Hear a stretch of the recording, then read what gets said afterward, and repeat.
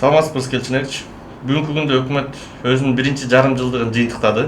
Ага ылайык ички дүң продукция көлөмү 6,4%га жеткенин кеп кылышты. Ошол боюнча сиздин пикириңиз? Эми аткаруу бийлиги өзүнүн 6 жылдык отчетун ачыктаптыр, же болбосо мындай аныктап чыгыптыр. Ага ылайык алардан берген маалымат боюнча өлкөдөгү экономиканын өсүшү, же болбосо ички диң продукциянын көлөмү 6,4%га өстү деп атат. Чын айтайын, мен мындай өкмөттүн отчетуна алымсынган жокмун. Алымсынбаганым ушул мен ишенген жокмун. Анткени ошол өкмөттүн отчетунун негизги бир параметрлерин карап чыктым да. Карап чыксам, маселен, экспорттун көлөмү 24%га төмөн түшпөсө, импорттун көлөмү 16%га, анан 2017 жылга салыштырмалуу 0,3%га өстү деп атат да. Бирок мен андай цифраларга так ишенгим келген жок. Анан карап көрдүм, ушул эмне жагынан бизде мындай көтөрүлүптүр десем, ошо бир жазып атат да, ошо картошканын баасы 57%га чейин көтөрүлүп кетти. Анан алтындын биз 46% ошо жалпы экспорттун көлөмүнүн алтын түзүптүр. Мындайча айтканда, ички дүң продукциянын көрсөткүчүнүн өсүш көлөмү көбүнесе кумтөрдүн сатылган алтынына көз каранды болот да. Анан эгер кумтөрдүкүн кошпогондо бул 2-4. Бирок ошого улай эле мына 2-3 күн мурун, же болбосо кече жакында эле кайта бир маалымат чыкты. Ошол экономика министринин орун басары айтып атат, быйылкы жылы ички дүң продукциянын өсүш көлөмү жыл этегинде 4%-дын тегерегинде болот. Тактап айтканда 3,6% болот дейт. Мындайча айтканда, былтыркынын деңгээлинде гана өсүш болот деп атат. Анан деги эле буга карапайым эл ишене бербейт, өкмөттүн бул отчетторуна. Карапайым эл көрүп турган көзүн ишенет. Маселен, айылда ошо курулуп бүтпөй жаткан курулуш объектисинин дуалы көтөрүлүп баштаса, анда айтат, анда экономика да көтөрүлүп баштаган экен деп. Анан мен баарынан дагы бир нерсеге таң калдым. Орточо айлык маянанын көлөмү 16.200 сомго жетти деп атат да. Мен буга кантип ишенем? Эгер мен эл менен жолугуп жүрөм, элдин баары айтып атат, ошо эң начар, эң төмөнкү айлык алып атабыз деп 4.000ден 6.000ден 8.000ден даса, бирок улуттук статистикалык комитеттин маалыматы боюнча бүгүнкү күндө Кыргызстандагы эмгек акынын эң эле орточо көлөмү 16.400га жетти дейт да. Мен мындайча айтканда, өкмөттүн ишине ичим толгон жок. Анан көпчүлүк ошо өкмөттүн ишине ичи толду дегендерди азыр издеп табыш өтө кыйын болуш керек да. Көбүнесе өкмөттүн шиши толду деген адамдарды кадам сайын кезиктесең болот да. Мен айтат элем, ошол азыркы өкмөттүн иши 6 айлык отчетуна мен алымсынган жокмун. Анан андагы айтылган сандардын бирине да ишенген жокмун. Рахмат. Ушул жумада Ата Мекен партиясынын лидери Өмүрбек Текебаевдин кылмыш иши кайрадан каралмак. Бирок кандайдыр бир себептер менен 1 айга жылдырып коюшту да. Ушул эмне себеп болгонун айта аласызбы? Эми Өмүрбек Черкешевичке болгон кылмыш иши кайрадан да мен билгенде жаңыдан ачылган жагдайга каралмак болчу да. Бирок ошол адвокаттардын айтымында 23 майда жазыптыр, 25 майда ал соттун кароосуна киргизилген экен. Анан эмне үчүн 2 айга жакын убакыттын ичинде бул ишти биз карап чыкканга жетишкен жокпуз. Дагы 1 ай убакыт, 1,5 ай убакыт сурап, анан 27 ошо августка жылдырып атпайбы? Эми бул чынын айтайынбы, Өмүрбек Черкешевичке козголгон кылмыш иши бул кылмыш иш деп айтышка дагы туура келбейт. Бул саясий иш болгон, саясий куугунтук, саясий койтулук болду десек да жарашат. Мен буга чейин өзүмдүн пикиримде бир нече жолу айткан болчумун. Анан эми бул иштин артка жылдырышы, бул саясий иш болгондон кийин азыркы өлкөдөгү саясий кырдаалга гана көз каранды болду. Азыркы саясий кырдаал өтө опурталдуу болуп турат. Аны мен айтпасам деле баардык кыргызстандыктар түшүнүп турат. Анан мындай жагдайда Өмүрбек Черкешевичтин ишин караган бийлик үчүн ыңгайсыз болуп калмак. Бир алабармандык, же болбосо дагы бир чоң акциялар менен коштолуп кетет деп атайын ошо баягы артка жылдырды. Эми бул бийлик үчүн өзү ыңгайлуу шартты түзүп алды. Ошол ыңгайлуу убакытты тандап табышты. Бул баары бир ошол саясий иш болгондон кийин бүгүнкү саясий кырдаалга толугу менен көз каранды деп ойлойм. Суроого улай эле. Мурда президент Алмазбек Атамбаев өз сөзүндө Өмүрбек Текебаевге окшогон депутаттар парламентке керек деп айтып кетти. Муну кандай түшүнсөк болот? Мен деле уктум. Өмүрбек Черкешевичке окшогон депутаттар азыркы парламентте болуш керек дегенди Кыргызстандан бүт кыдырып анан ушу Өмүрбек Чиркешевичке чыккан депутаттар азыркы парламентте керекпи десең, бири дагы мындай каршы пикирин билдирбесе керек.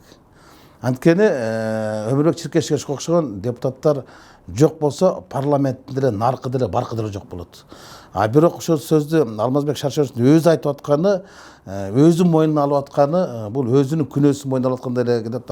Маселен ошол Өмүрбек Чиркешевич дагы, Өмүрбек Токтогулович Бамановду дагы саясаттан ажыраткан, же болбосо алсыраткан өзү болгон да. Анан бүгүн кайта өзү өкүнүп, анан ошолор болсо болмок дегени бул элдин талабына кошулуп атканынан кабар берет. Анткени тарыхтын талабы дагы, демократиянын талабы дагы, учурдун талабы дагы, саясаттын да талабы дагы ошо.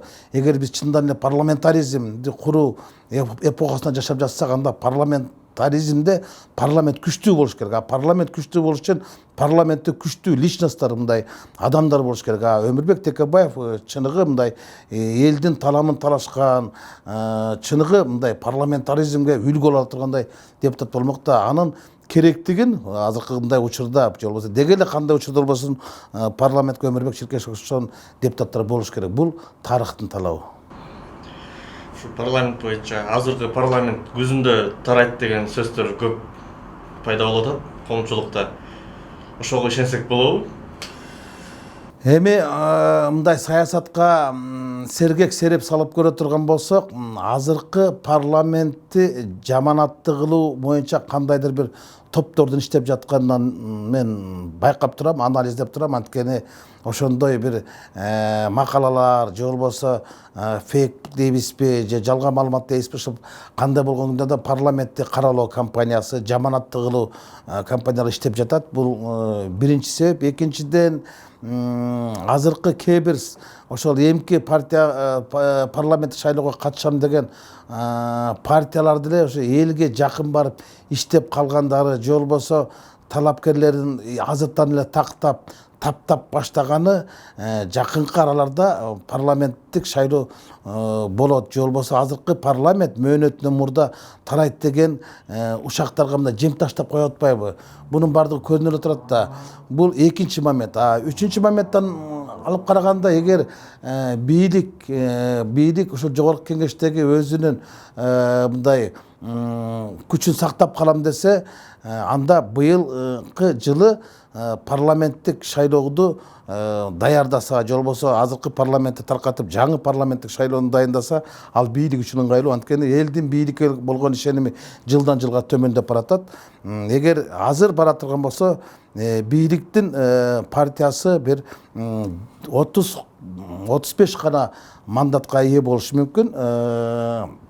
Ал эми бир жылдан кийин бара турган болсо, ошонун жарымысын эле алып калышы мүмкүн. Азыркы кийинки парламенттик шайлоо менин жеке пикиримде бул кадыр калыңдар менен капчы калыңдардын кармашы болот да.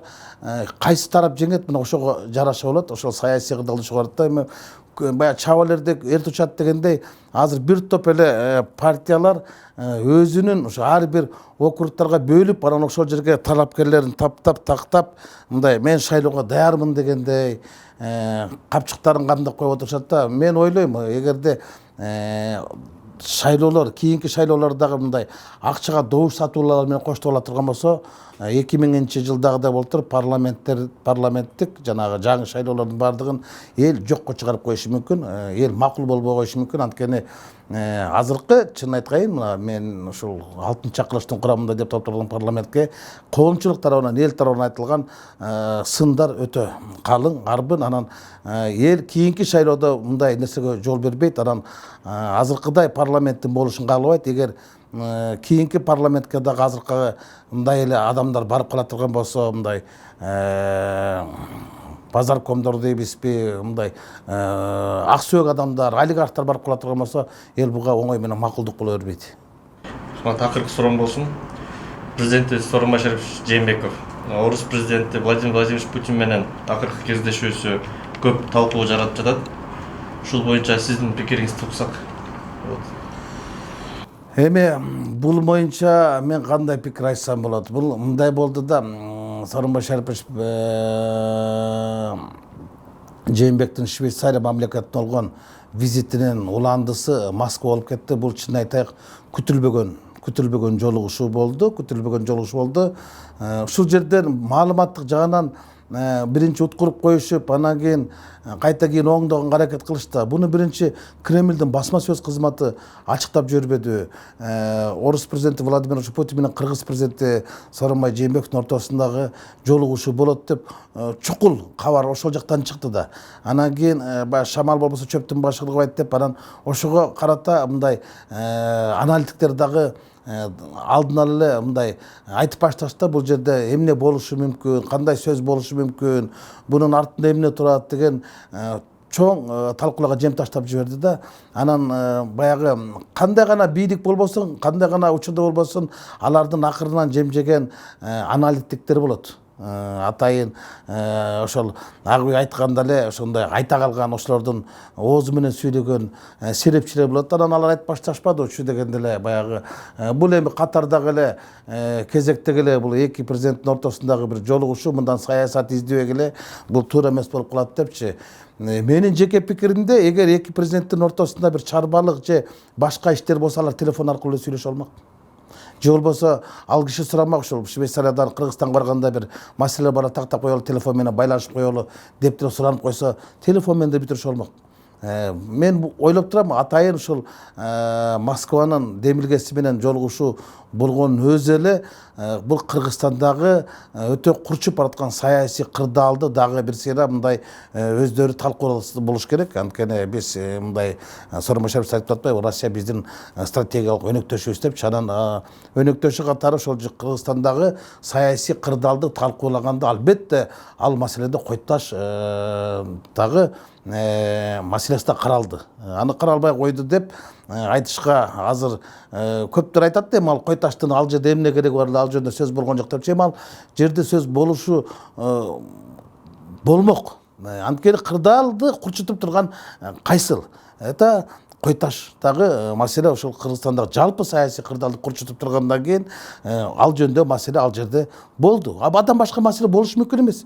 Эгер экономикалык жаанда жаатында маселе болмок болсо, жакында эле бизде саммит болуп өткөн, андан алдын эле Орус президенти Кыргызстанга визит болуп кеткен, андан кийин деле Тажикстанда жолугушту, башка жерде жолугушуп атат. Мунун баардыгы ошол Кыргызстандагы кырдаалды туруктагандан кийин ошол бир жолугуштар болду да. Андан кийин андан бери мына ошол Москвадан кийин азыр саясий кырдаал башкача нукка түшүп калганы, ошол жерде ушундай сөздүн болгонуна кабар берип атпайбы?